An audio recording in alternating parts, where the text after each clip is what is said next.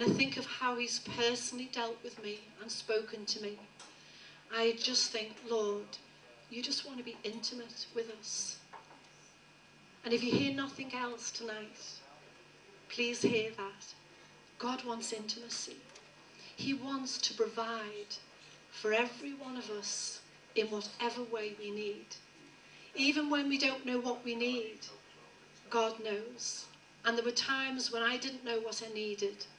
And I remember Mick's brother turning up one day and just saying to us, Paul had just died, and we'd been to do a press conference at the police headquarters in town. And it was difficult, you know, and we came back and nobody spoke in the car, and we came in the house and we were just looking at each other. We didn't know what to do with ourselves. And then David turned up and he says, do you want to go out for lunch? And you might think, gosh, you wouldn't want to do that, but you know what? I said, oh yeah, that's exactly what I feel like doing, but I wouldn't have been able to say that. And it's been like that all along. God has just, at the very instant when I haven't known, he has known exactly what we've needed. And we went out and had lunch, and it was just a lovely thing to do. Well, time is going very quickly. If I may just share quickly for another few minutes. After 2 weeks, as I say, I went back to work. And for me, you know, I'd been with these people for a few years, and they were all like my nan and granddad. You know, they were lovely and I loved them. But, you know, 2 people came and shared stories with me that they'd never shared before. And one lady, she was in her 80s, and she told me that her son had been stabbed and he'd been killed 19 years previous. And I thought, she's never told me that. But all of a sudden, people began to share things that they found too painful to share with other people, but they knew I would understand because of where we were. And as she shared her story, I just thought, gosh, you know, isn't that amazing that she's just telling me that now? A day later, one of the carers came to me, and she came into my office and she shut the door and she said, can I speak to you? And she said to me, I know how you feel. And she began to share her story with me. And I don't know whether you remember years ago about the Alder Hey organ scandal. It was very much in the news. Well, she shared with me that her daughter was one of those children in Alder Hey that it had happened to. And she said, I found out that we'd just buried skin and bone. And as you can imagine, she's crying and she's so upset. And very cruelly, I thought, someone had said to her, if the body is not all together, they don't go to heaven. And I thought, this poor woman, as if she hadn't suffered enough for someone to say that to her. And she was just searching my face, looking for something. And I took her by the hand and we sat down together. And I said, you know what they said to you? It's not true. It's an absolute lie. And I assured her that her child was safe and with the Lord. You know, when you lose someone, you only want to know 2 things. Where are they? And are they safe? And for me, I knew Paul was a Christian. He loved the Lord. And I knew he was with the Lord and he was safe.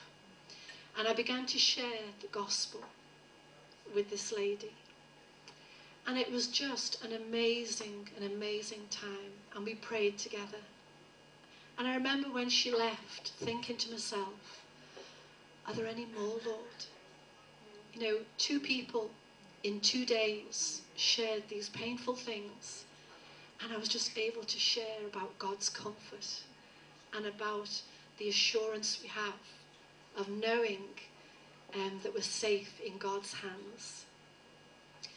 And so very quickly, about 6 weeks or so later, just a short time later, we'd only just had the funeral. We had to wait 5 weeks before we could have the funeral because it was a murder inquiry. And at that time I heard about Impact. There's a table here with some things for you just to help yourself and to take. But Impact stands for In Merseyside, Police and Church Together. And obviously, because of what had just happened to us, I was very open. And, you know, as I went along to Kingsway Fellowship is where it all began. And as I got there, you know, Norman Bettison, who was the chief of police at the time, was there with various police officials. And they just began to share and encourage the police and to say, you know, we are committed to praying for you. And they were looking for prayer coordinators. Well, for me, the Lord had said, trust and follow. And as I listened in that meeting, I thought, this is my way forward.